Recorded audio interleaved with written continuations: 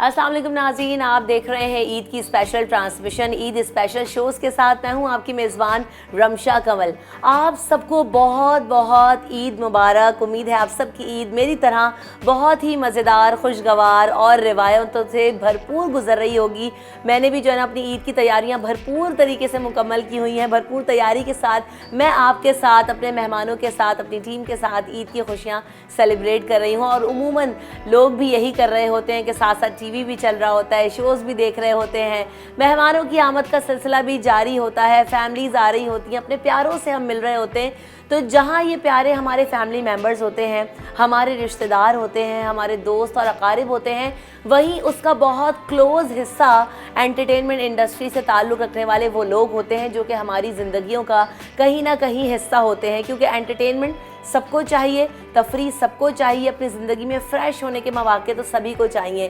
तो इसके लिए एक बड़ी जो है ना वो कंट्रीब्यूशन जिनकी ज़िंदगी में रही है और जो अभी भी कंट्रीब्यूट कर रहे हैं एंटरटेनमेंट इंडस्ट्री को, हमारे साथ वो गेस्ट आज मौजूद हैं। उनका तारुफ आपसे क्या करवाऊँ, वो तो किसी तारुफ के मोहताज है ही नहीं।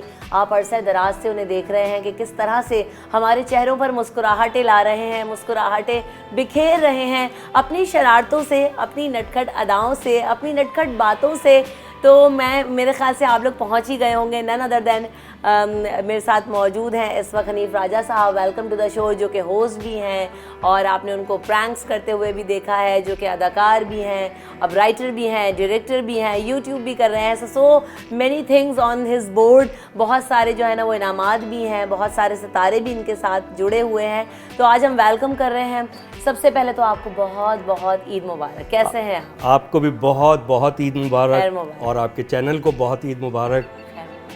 आप कैसे हैं और ईद कैसी गुजरती है? सबसे पहले तो ये बताएं कि आजकल जो है वो ईद का दिन ख़ास तौर पे क्या स्पेशल होता है आपकी लाइफ में? क्या पूरे दिन करते हैं, किस तरह से ईद मनाते हैं? देखिए, सबसे पहले तो आपने पूछा कि आप कैसे हैं, तो ये मैं क्या जवाब दूं? आप बताएं ना, ख़वातीन को बताना चाहिए कि मैं कैसा। मैंने तो देखे अपने इंट्रो में ही बता दिया कि आप कितने अच्छे हैं, मुस्कुराहटें बिखेरने वाले हैं, नटखट हैं, शरारती हैं, खुश दिल हैं। तो मैंने तो पहले ही बता दिया। तो और क्या बताऊं, आप बताइए। बहुत बहुत शुक्रिया। देखिए, ईद उसी तरह गुजरती है और रिवायती अंदाज में गुजरती है। ईद वो वाहिद त्यौहार, वो वाहिद दिन है जिसको रिवायती अंदाज में ही गुजारना अच्छा लगता है। और अगर उस रिवायत में कोई गड़बड़ हो जाए तो बोरियत होने लगती है। वरना होता ही है कि जब हम किसी चीज़ को रिवायती अंदाज में करते हैं या एक जैसे अंदाज में करते हैं तो उसमें यकसानियत पैदा हो जाती है। ये ईद, रमज़ान, उसके बाद ईद, ये वाहिद वो त्यौहार हैं जिनको हम चाहते हैं कि उसी अंदाज में वो गुजरें। अच्छा, मुल्क से बाहर कभी शोज़ वगैरह करने गए हो और वहाँ ईद की हो, क्या कभी ऐसा मौका रहा या बस भाग के दौड़ के आ जाते हैं कि ईद मुझे घर में करनी है और रिवायती अंदाज से करनी है? क्या ऐसी प्रैक्टिस है या क्या तरीका है? देखिए, अल्लाह के फजलो करम से मैं आधी दुनिया तो तकरीबन घूम चुका हूँ, ठीक है। और मैं 90s से घूम रहा हूँ। अमेरिका गया, सबसे पहले दुबई गया और ज़िंदगी की पहली ईद थी जो मैंने दुबई में गुजारी। पहली दफ़ा दुबई गया, शो था और ईद वाले दिन शो था। सेकंड डे हमने अबू धाबी जाना था। सही। तो पहली दफ़ा बड़ा अजीब सा लगा। और खैर, वहाँ भी हमारे सारे मुसलमान भाई थे, पाकिस्तानी थे या दूसरे मुल्कों के थे, गैर पाकिस्तानी, लेकिन थे अपने वो सारे मुसलमान भाई। और ईद की नमाज वहाँ भी बड़ी लंबी चौड़ी तादाद में लोग मौजूद थे, वहाँ पढ़ी, सिवैयाँ खाई, सब कुछ हुआ। लेकिन अभी जो बात हो रही थी ना रिवायत की और रिवायतों की, जो रिवायत है ना, उस रिवायत में ये भी शामिल है कि आप अपने घर में ईद गुजारें, अपने लोगों में गुजारें, अपने पसंदीदा लोगों में, अपनी फैमिली मेम्बर्स में गुजारें। तो उन सब चीज़ों को मैंने बहुत मिस किया। और वो लोग बड़े खुश नसीब हैं जो अपनी फैमिली के साथ ईद गुजारते हैं, चाहे वो अपनी वाइफ के साथ गुजारें, अपने माँ बाप के, बहन भाइयों के, बच्चों के साथ गुजारें। तो ये सब कुछ बहुत अच्छा लगता है। वाकई ईद का हुस्न तो यही है कि अपने रिश्तेदार हों, फैमिली मेम्बर्स हों, दोस्त हों, अहबाब हों, तो ही ईद का मज़ा आता है। आना जाना लगा होता है, तैयारियां हो रही होती हैं, तो बिल्कुल इसी का आप कुछ कह रहे थे। अब मैं एक चीज़ का इजाफा करूं, शायद आपके इल्म में ना हो। अब से 4 साल पहले मेरी वाइफ की डेथ हो गई थी। तो अब हम 3 सालों से, 4 सालों से, मैं, मेरे बच्चे, हमारी फैमिली, हम ईद पर इतना मिस करते हैं उसको। सही ना? तो अब और ज़्यादा एहसास होता है। तो अब मैं समझता हूँ कि अब मैं ये मैसेज दे सकता हूँ कि भाई, जो अपनी फैमिली के साथ ईद का मज़ा है वो दुनिया में कहीं भी नहीं है। सही बात है। ईदी का सेशन हो, ईद हो, हाँ जी, बच्चों के साथ, तो बच्चों के साथ नोक-झोंक और शरारतें करते हैं, जितना तंग आप जो है वो बाहर लोगों को करते हैं उनसे नोक-झोंक, शरारतें, नटखटपन, तो बच्चे भी ऐसे ही हैं, उनमें भी आपका वाला फ्लेवर आया है या बिल्कुल डिफरेंट बच्चे नहीं है तो मिजाज में? फ्लेवर तो आया है, लेकिन वो क्योंकि आज के दौर के इस वक्त के बच्चे हैं, वो पढ़ने लिखने वाले बच्चे हैं। बेटा मेरा माशाल्लाह अभी IBS है, उसने ग्रेजुएशन की है, और बेटी मेरी MBBS के फाइनल ईयर में है। जबरदस्त। तो वो अपने अपने टाइप में अपना अपना काम कर रहे हैं, लेकिन उनमें वो सलाहियतें मौजूद हैं। शरारतें भी करते हैं, लेकिन वो अब मेरी शरारतें जो वो मेरा प्रोफेशन भी बन गई हैं, सही बात है। तो इसलिए ज़रा एक डिफरेंस ये आ गया है शरारतों में। अच्छा, ये बचपन से ही शरारती थे? अब जाहिर है वो नानी दादी तो आपकी होंगी नहीं, वैसे तो वो अगर किस्से सुनाती तो फिर तो मज़ा ही दोबाला हो जाता, लेकिन क्या कहते हैं, वालदा की कोई बात हो, कभी बहुत ज़्यादा पिटाई लगी हो, कोई बहुत सख्त सज़ा मिली हो ये शरारतें करने पे, क्योंकि बच्चों को बड़ी जो है ना वो शरारतें करने पे सजाएं भी मिलती हैं, आप क्या प्रैक्टिस? मुझे याद नहीं आ रहा, सन तो याद नहीं है, लेकिन ये बात है 70s की। मैं बहुत छोटा था और मैंने पता नहीं क्या शरारत की थी, तो मेरी वालदा ने, मुझे लगता है, जो मुझे याद है, मेरी ज़िंदगी में मेरी पहली और आखिरी दफ़ा पिटाई की थी। अच्छा। हाँ, वो मेरी पिटाई हुई थी। उसके बाद की पिटाई तो मुझे याद नहीं है कि वालदा ने की हो या किसी ने की हो। तो वो पिटाई मुझे आज तक याद है। और जहाँ तक आपका सवाल है शरारतों का, शरारतें बचपन में भी करता था। ये जो आप मेरे प्रैंक्स देखते हैं ना, जी जी, ये एक्चुअली मेरी जो बचपन की शरारतें हैं ये उनको एक्सपोज किया गया है उन प्रैंक्स में। एक शरारत करते थे हम लोग बचपन में, मैं और मेरा एक दोस्त था, तौफीक है अभी भी माशाल्लाह। तो अब वो अपने, क्योंकि वो गवर्नमेंट जॉब में है, तो उसने टीवी मीडिया से ज़रा किनारा कशी इख्तियार की। हम क्या करते थे कि हम रक्षा रोकते थे और खान साहब पूछते थे कहाँ जाना है, हम बोलते सदर ठीक है बैठ जाओ पीछे। हम लोग रक्षे में बैठे, खान साहब ने मीटर उसका डाउन किया और आगे चलने लगे और हम वहाँ से उतर गए दूसरी साइड से। रक्षे में तो ऑप्शन है ना, यहाँ से घुसो वहाँ से उतर जाओ, वहाँ से उतर गए। थोड़ी दूर जाके वो खान साहब पीछे देखते थे कि यार सवारी किधर गई है तो वो फिर बड़ा मज़ा आता था। ये ओरिजिनल मैं करता था।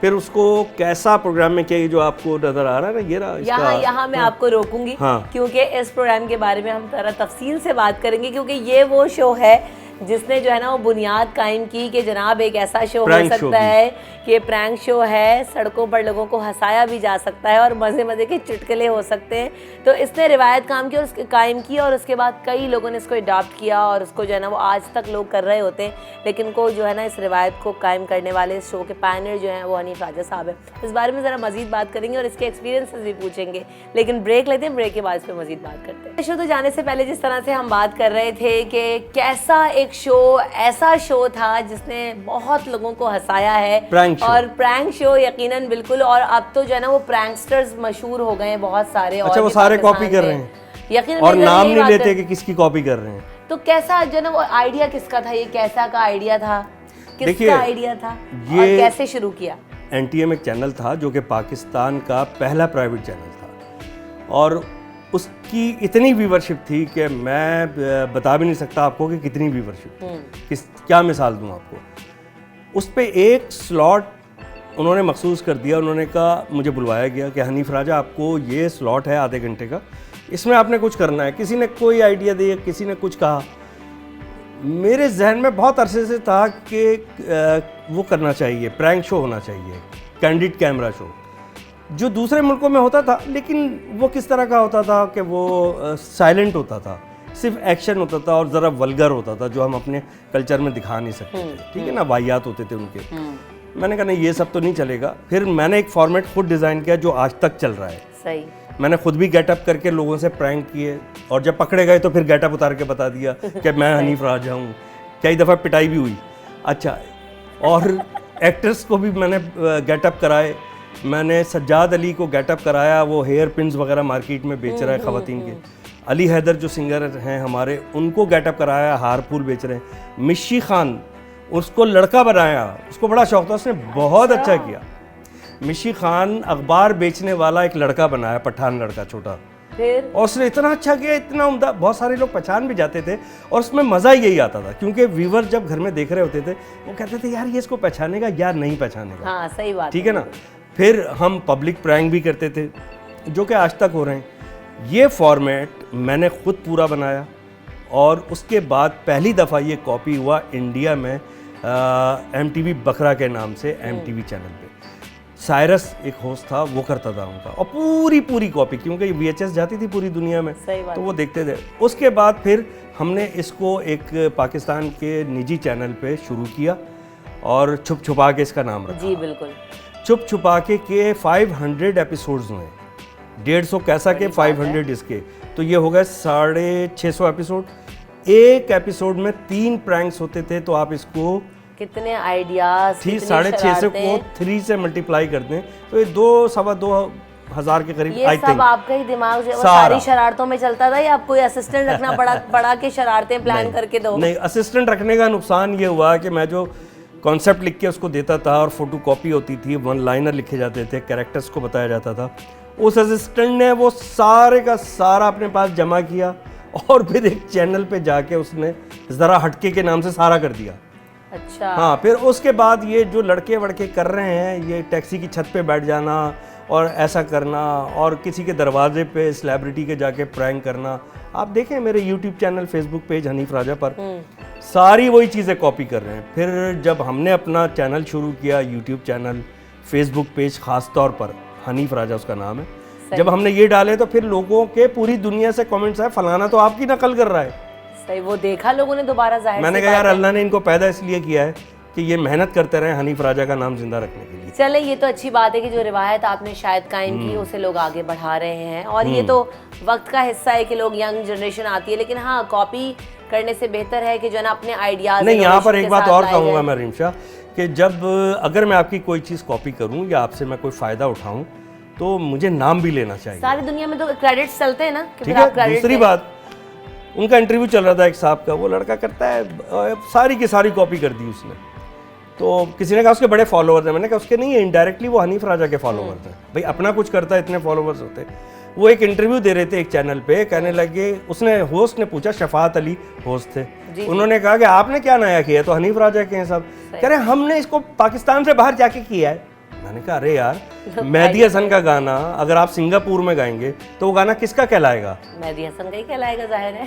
तो चलें, अब ज़रा ये बताइएगा कि ये जो यंग जनरेशन है, क्योंकि अभी हम देख रहे हैं कि फेसबुक, यूट्यूब वगैरह इतना कुछ आ गया है, तो आप भी सोशल मीडिया पर भी आ गए हैं, रिस्पांस कैसा मिल रहा है सोशल मीडिया पे भी, और ख़ास तौर पे जब टीवी का दौर था तो किस तरह का फीडबैक आता था? लोग सराहते थे, मोहब्बत करते थे, या जो है ना वो ज़्यादा मार कुटाई में जो है ना वो पड़ी है खूब?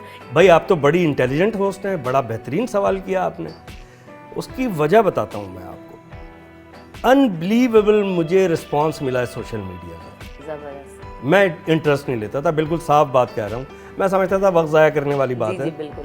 लेकिन जब हमने अपने पुराने प्रैंक्स डाले, री एडिट करके उनको शॉर्ट कर दिया, सोशल मीडिया पे इतना टाइम नहीं देता कोई, छोटे छोटे क्लिप्स अच्छे लगते हैं, तो वो तो पूरी दुनिया से रिस्पांस आने लगा, और ऐसा रिस्पांस मिलने लगा जैसे पहले टेलीविज़न प्रोग्राम का मिलता था कि हनीफ भाई कल आपका फलां शो देख रहे थे यार, वो बड़ा मज़े का था। अब वो इस तरह रिस्पांस मिलता है कि यार हनीफ राजा आपका जो है ना कल सोशल मीडिया पे, क्योंकि फेसबुक पेज की मेरी बहुत ज़्यादा रीच है। सही। अभी हमने हमारे जो फिल्म स्टार रैम्बो है, पाकिस्तानी कॉमेडियन फिल्म के, उनका एक प्रैंक डाला था सवा साल पहले, उसके 1 करोड़ व्यूज़ आए, इतने लोगों ने देखा मेरे फेसबुक पेज हनीफ राजा पर। जबरदस्त। तो उससे ज़रा मोटिवेशन मिली।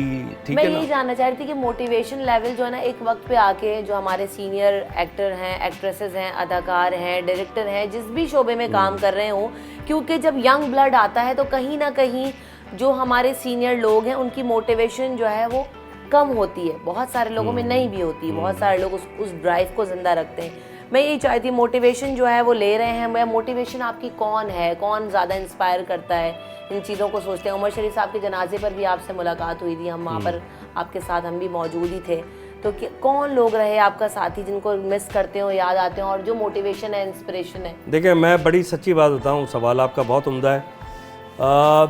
मैं एक बात बोलता हूँ, नया और पुराना कुछ नहीं होता, अच्छा और बुरा होता है। बिल्कुल सही कह रहे हैं। मेहदी हसन साहब मेरे ख्याल से तो 55-60 साल पहले गाते होंगे, आज भी हमें उनके गाने अच्छे लगते हैं। बिल्कुल सुनते हैं। नुसरत फ़तेह अली खान साहब, नुसरत फ़तेह अली खान साहब, पड़ोसी मुल्क में जाएं, लता जी, बिल्कुल, किशोर कुमार साहब, मोहम्मद रफ़ी साहब, शमशाद बेगम, वो मेरी आपकी, हम जितने लोग यहाँ मौजूद हैं, हम सबकी पैदाइश से पहले की सिंगर हैं, लेकिन उनके गाने हम आज भी सुनते हैं, रीमिक्स होके आ जाते हैं, सुन लेते हैं। ठीक है, तो जैसे वो गाना है आज जाने की जिद ना करो, अरे अरे वाह, हबीब वली मोहम्मद साहब का। जब आज के सिंगर हमारे आतिफ असलम साहब, मेरे बड़े प्यारे दोस्त भी हैं, जब उन्होंने गाया तो मेरे बच्चे भी कहने तो बड़ा अच्छा गाना है, फिर मैंने उनको हिस्ट्री बताई। सही, ठीक है, तो कोई बात नहीं, वो बच्चे, उनका कोई कसूर थोड़ी है। अच्छा और बुरा काम होता है, अच्छा काम हमेशा जिंदा रहता है। दूसरी बात ये कि भाई नए लोग तो आएंगे, जब आपके अपने बच्चे हो जाते हैं तो क्या आप घर से निकल जाते हैं या जीना छोड़ देते हैं? नहीं, मैं कई चीज़ ऐसी हैं जो अपने बच्चों से पूछता हूँ, मैं सीखता भी हूँ उनसे। जो आदमी तालिब इल्म बन के ज़िंदगी गुजारेगा वो सारी ज़िंदगी खुशहाल रहेगा और उसकी मोटिवेशन कभी ख़त्म नहीं होगी। तालिब इल्म है ना, वो तालिब इल्म है, उसको तो रोज़ इल्म की खुराक चाहिए। और जो आदमी समझेगा मैं कंप्लीट हो गया, वो कंप्लीशन बस समझ लें मौत है, वो चाहे वो फ़न की हो, चाहे वो फिजिकल हो, जो कुछ भी हो, तो आप सीखते रहें। प्रोफेशन जाहिर सी बात है, कोई भी हो, जब भाई देखिए, आई एम सॉरी आपकी बात करते हैं, ये सोशल मीडिया आया है ना, बिल्कुल, आप एक गिलास आधा भरा हुआ है पानी का, आप ये क्यों कहते हैं कि ये आधा खाली है? आप कहें ये आधा भरा हुआ है पानी से, पॉजिटिविटी तो ये है ना। तो आप भाई ये जो सोशल मीडिया आया है, आप ये देखें आप इसको किस तरह इस्तेमाल कर सकते हैं, आप इससे इस्तेफादा कैसे करेंगे। और ये खाली सोशल मीडिया नहीं ना, जो आपने बात की पॉजिटिविटी की बात, सीखते रहने की बात, लर्निंग प्रोसेस की बात, जो मैं कह रही हूँ कि मोटिवेशन, अपनी जो है इंस्पिरेशन, इन सबको ज़िंदा रखना, इस पॉजिटिविटी के साथ वो किसी भी प्रोफेशन को, किसी भी आदमी को डम नहीं होने देता, आपको ज़िंदा रखता है, तरोताज़ा रखता है, और यही तो ज़िंदगी का फ्लेवर है। हम यहाँ पर ब्रेक लेते हैं, ब्रेक के बाद वापस आएंगे तो ज़रा कुछ यादें, बातें, कुछ किस्से पूछेंगे हनीफ राजा साहब से कि जब इंडिया गए तो वहाँ पर जो है ना कैसा एक्सपीरियंस रहा, किस तरह के लोग मिले, कौन कौन से शोज़ किए, और आगे आने वाली ज़िंदगी में और क्या प्लान कर रहे हैं, क्या कुछ अपकमिंग शोज़ भी हैं, तो इस बारे में बात करेंगे after this break. Stay tuned. Eid की खुशियों में आप सबको शामिल किए हुए हैं, आप सबको बहुत बहुत ईद मुबारक। हम भी यहाँ पर ईद मना रहे हैं, हनीफ राजा साहब के साथ उनके घर में मौजूद हैं। ईद की खुशियाँ चूँकि हम सब काम कर रहे होते हैं, तो मैं तो बल्कि सबसे पहले तो यही पूछूंगी कि बहुत सारी ईदें तो शायद काम पे भी गुजरी होंगी, या कभी भी ईद पे आपने कहा हो कि मैं काम नहीं करूँगा, जैसे मेरी प्रायोरिटी होती है ईद पे ना बुलाओ भाई, घर में रहने दो? नहीं, देखिए ये प्रायोरिटी अब आपका नेचर ऑफ जॉब दूसरा है, ऐसा ही है। जब हमने शुरू किया था, मैंने खास तौर पे या मेरे साथ के लोगों ने, हमने किया था 90s में, मैंने स्टेज ड्रामे से शुरू किया था। सही। उससे पहले भी मिड 80s से स्टार्ट लिया था, लेकिन वो one man show, stand up comedy वगैरह शौकिया तौर पे, थोड़ी सी प्रोफेशनल। लेकिन पूरे 90 में 90 से जो मैंने शुरू किया है ना, तो स्टेज ड्रामा शुरू किया। उस वक्त इतना क्रेज़ था। अभी ब्रेक पर जाने से पहले आपका एक सवाल बड़ा उम्दा था कि आप अपनी जो मोटिवेशन है उसको किस तरह बरकरार रखें। जी जी। जब आप कोई भी काम शुरू करते हैं, आपने जब होस्टिंग शुरू की होगी तो आपको कोई ना कोई शौक़ रहा होगा ना जो आपने शुरू की होगी। बिल्कुल ठीक है, आप अपने शौक़ से कभी उकताएं नहीं, कोशिश ये करें कि उससे उकताइए नहीं, ठीक है, उसमें कोई और तब्दीली ले आइए या छोड़ दीजिए अगर आप नहीं करना चाहते। उसको फांसी मत दें अपने शौक़ को। शौक़ को फांसी देने का मतलब क्या हुआ? वो लटका हुआ है, ना ऊपर है ना नीचे, मौल्लक है, वो हवा में है। ठीक है ना, एक काम करें, या तो छोड़ दें या भरपूर अंदाज में ईमानदारी के साथ करें। तो आप अपनी मोटिवेशन को, मैंने क्या किया, मैं तो अपनी मोटिवेशन को, जो मेरा क्रेज़ था, जो आग था, उसको मैं कंटिन्यू रखता हूँ। ज़बरदस्त। कभी किसी शेप में, कभी किसी शेप में, कभी किसी शेप में। आपने दूध का गिलास, दूध पीना है ना, मिल्क पीना है आपने, चाहे आप उसको प्याले में पिए, चाहे आप उसको गिलास में पिए, ठीक है ना, कि शेप्स चेंज होंगी, मिल्क वही रहेगा। बिल्कुल सही बात है, न्यूट्रिशन वही रहेगी। सही। इंडिया जो है वो जाने का मौका रहा, यकीनन कई शोज़ किए, और जो है वो कौन कौन से शोज़ किए, रिस्पॉन्स कैसा मिला लोगों का, और वहाँ पर ख़ास तौर पे जो काम करने वाले लोग हैं, जैसे डायरेक्टर हो गए, प्रोड्यूसर हो गए, को एक्टर एक्ट्रेसेस हो गए, जजेस हो गए, उनके साथ कैसा जो है ना वो कोलैबोरेशन रहा आपका? लाफ्टर चैलेंज में मैं गया था, बड़ा मशहूर शो है वो तो इंडिया का। ठीक है, 4 था, शायद 4 था। और मैं जब उसमें गया तो मेरा पाकिस्तान में एक शो चल रहा था, और उसका नाम था अंदर की बात राजा के साथ। वो एक प्राइवेट चैनल पे चल रहा था और बहुत हिट था। उसमें इमरान खान साहब भी मेरे गेस्ट थे, उनका भी मैंने इंटरव्यू किया, शेख रशीद साहब, एक लंबी फहरिस्त थी, मैं किस का नाम लूँ, डॉक्टर फारूक सत्तार, और मुझे याद ही नहीं है अल्लामा इकबाल के जो साहबजादे हैं मरहूम क्या नाम था, जावेद साहब, उनकी मिसेज, बहुत अच्छी गेस्ट लिस्ट थी हमारी। मैं वो शो यहाँ कर रहा था तो मैंने उनसे कहा कि ठीक है मैं करता हूँ। मैं गया, मैंने 2 एपिसोड किए उनके। बहुत उनका प्रोफेशनल एटीट्यूड होता है, बहुत प्रोफेशनल, ज़बरदस्त। जब वो ऑन एयर गया बहुत रिस्पांस था, इतना रिस्पांस उन 2 एपिसोड्स का। और फिर मेरी बड़ी अच्छी दोस्ती हुई, बहुत अच्छे प्यारे लोग हैं वो, सिद्धू पाजी और शेखर सुमन, और बहुत इज्जत दी उन्होंने। देखिए जो जिसने जो किया वो बताना चाहिए, वो बहुत प्यार दिया। अच्छा, वहाँ के आम लोगों ने भी बहुत प्यार दिया। सही। लेकिन मैं उसको कंटिन्यू नहीं कर सका, वो बार बार कॉल करते थे। और पंकज जो डायरेक्टर थे नाराज़ भी हुए वो कि हनीफ भाई आप आ नहीं रहे यार और आप कर नहीं रहे। मैंने कहा यार मैं यहाँ कमिटेड हूँ, अब जाहिर है मुझे अपने मुल्क में रहना है, अपने मुल्क को प्रायोरिटी दूंगा। तो मैं उस शो की वजह से अंदर की बात राजा के साथ अच्छा, मैं फिर दोबारा नहीं गया। बहुत सारे लोग हमारे हम देखते हैं, एक्टर एक्ट्रेसेस भी हैं जो काम करते हैं और जब जाते हैं तो उसके बाद उनकी ख्वाहिश होती है कि शायद बॉलीवुड में ही सेट हो जाए।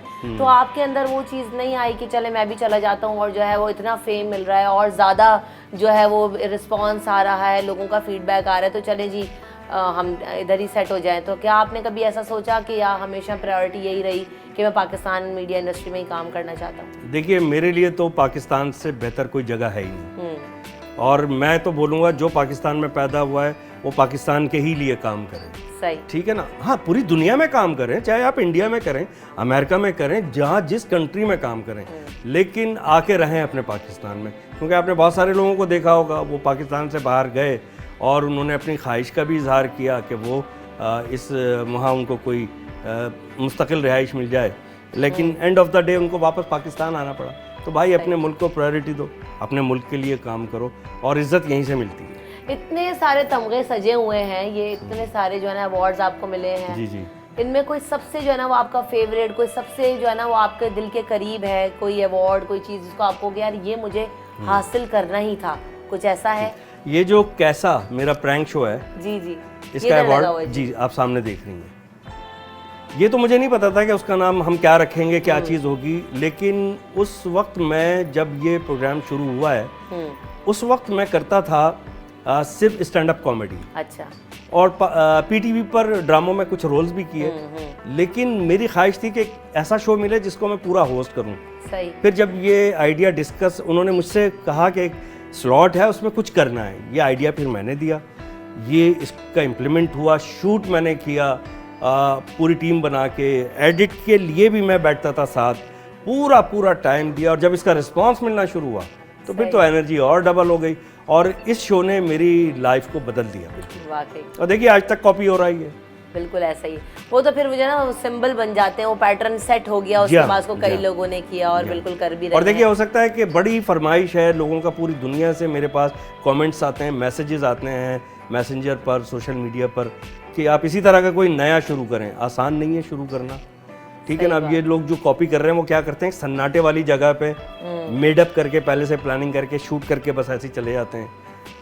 अगर मैंने किया तो फिर भरपूर तरीके से, अच्छे अंदाज से और नए अंदाज से बेहतरीन कंटेंट दूंगा इंशाल्लाह। और बिल्कुल लोग तो अभी भी आपसे उतनी ही मोहब्बत करते हैं, चाहते हैं कि जना हम और चीज़ें इस तरह की देखें। हमें याद है हम देखा करते थे और जो है वो टीवी पर देखा करते थे, और अभी इन्होंने बता दिया कि जी यूट्यूब पे भी हैं चीज़ें, हम और आसानी से अपने मोबाइल पे भी देख सकते हैं, तो और आसानी हो गई है। तो इस तरह मज़े की बातें आपसे चल रही हैं, कुछ और मज़ीद बातें भी करेंगे, लेकिन ब्रेक लेते हैं, ब्रेक के बाद हाजिर हो। Welcome back in the show. तो हम बात कर रहे हैं हनीफ राजा साहब के साथ और ईद की खुशियाँ सेलिब्रेट कर रहे हैं। आप सभी यकीनन ईद मना रहे हैं और बहुत इन्जॉय कर रहे होंगे।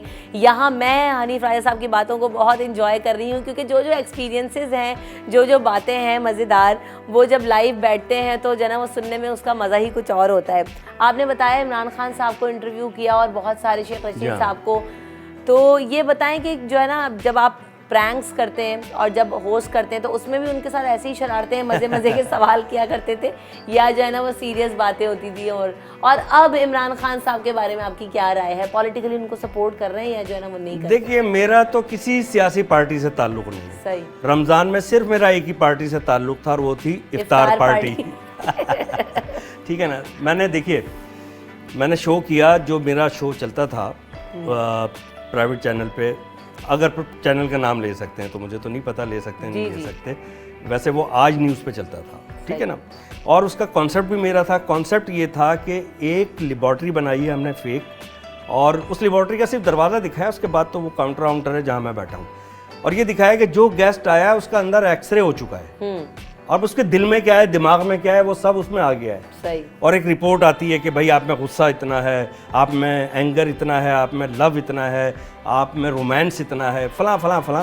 तो इमरान खान साहब को, साबिक वज़ीर आज़म जो थे, वो भी मेरे शो में आए, बड़ी मज़े की उनसे बातें की, बहुत अच्छा लगा, प्यारी प्यारी बातें होती रहीं।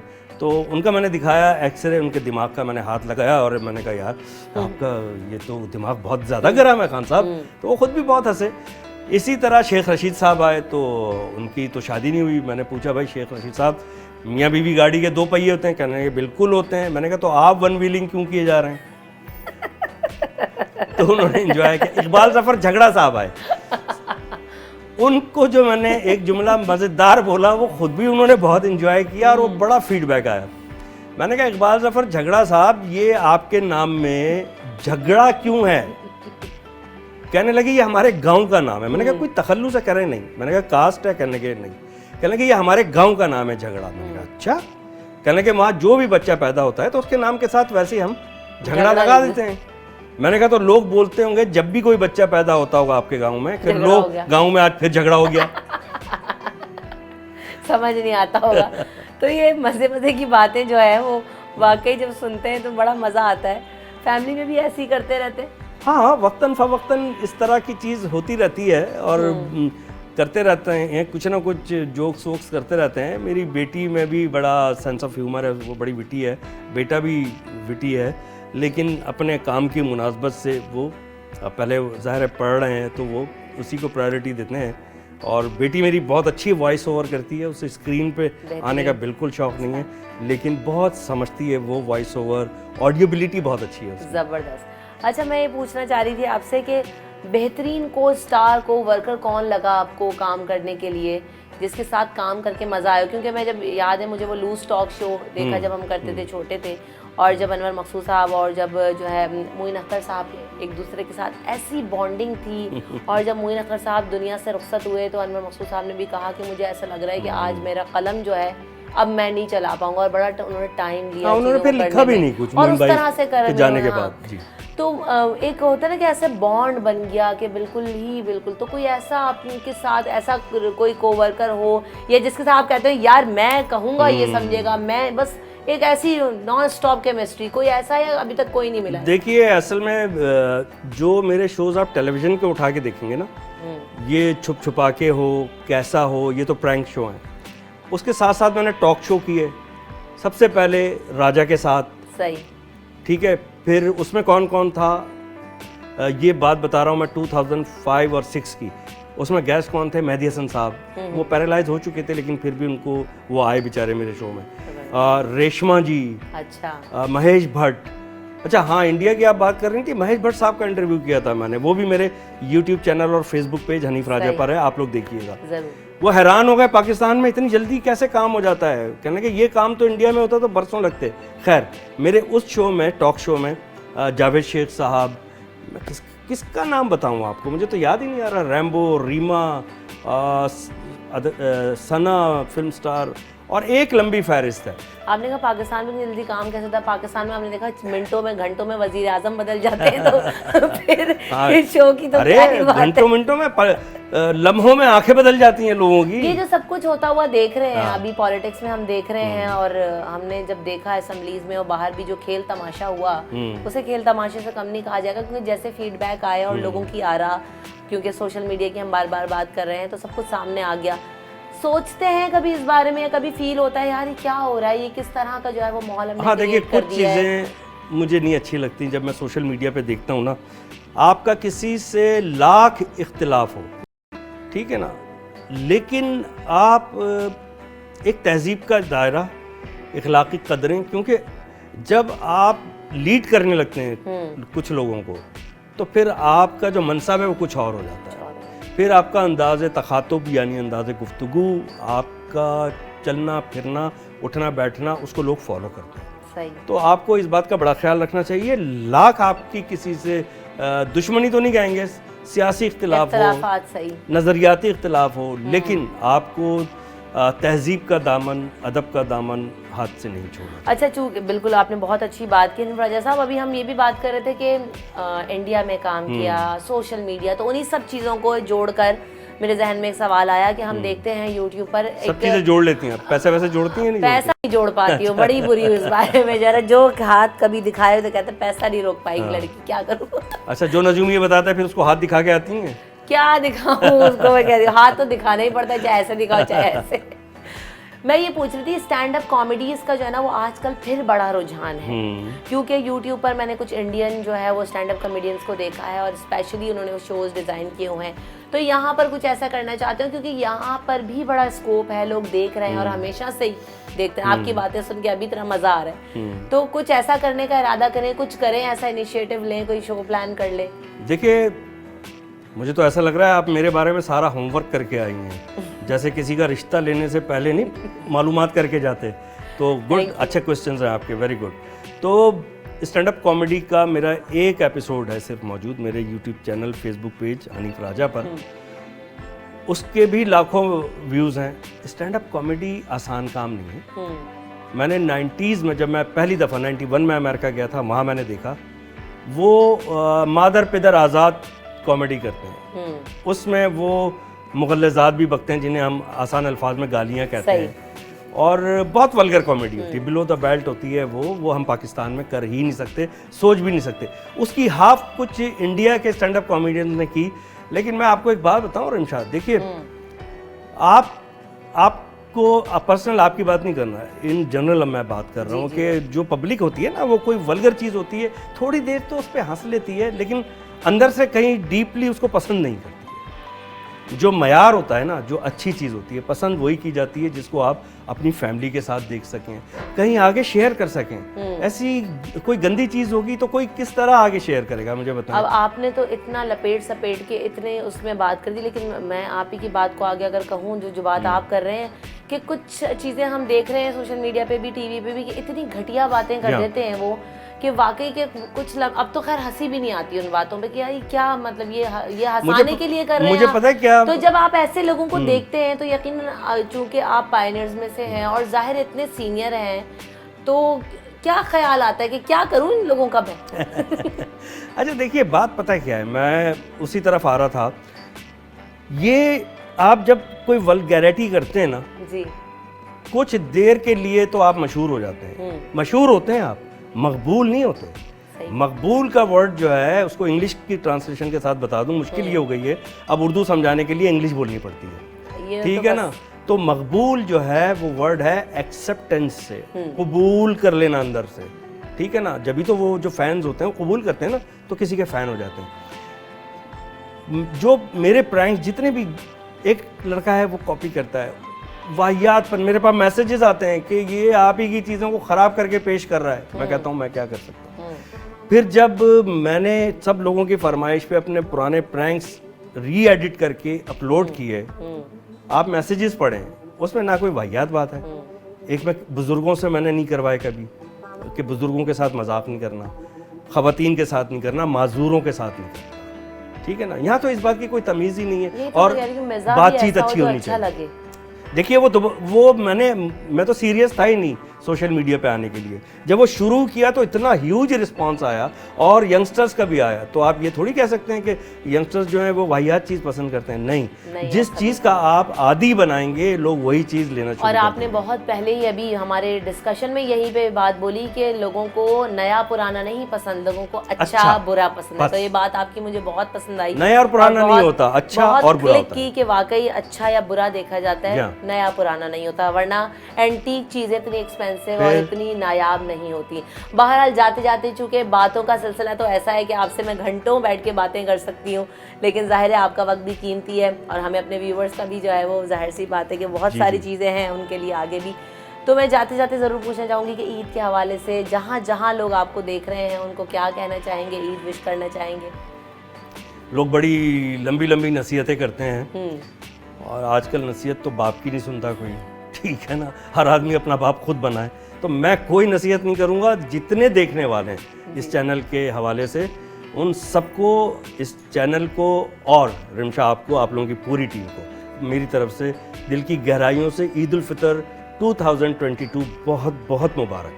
थैंक यू सो मच, आपके वक्त का बहुत शुक्रिया। और इसी नोट के साथ कि ईद की खुशियाँ सबको मुबारक हो, हमारी तरफ से भी ईद मुबारक। और जैसे कि मेरे जो सीनियर होस्ट हैं उन्होंने ही कह दिया है कि किसी नसीहत की कोई ज़रूरत नहीं है, तो ये मैं कैसे कर सकती हूँ। आप सबको ईद मुबारक, अपना ख्याल रखिएगा, खुशियाँ बांटिए, मिठाइयाँ खाइए, ज़िंदगी को एंजॉय कीजिए, हंसिए, मुस्कुराइए, नटखट बातें, शरारतें और अपनी ज़िंदगी को जो है ना वो मिठास से भरपूर रखिए। बस इतना ही। रमशा कमल को दीजिए इजाज़त, अल्लाह ने के बाद।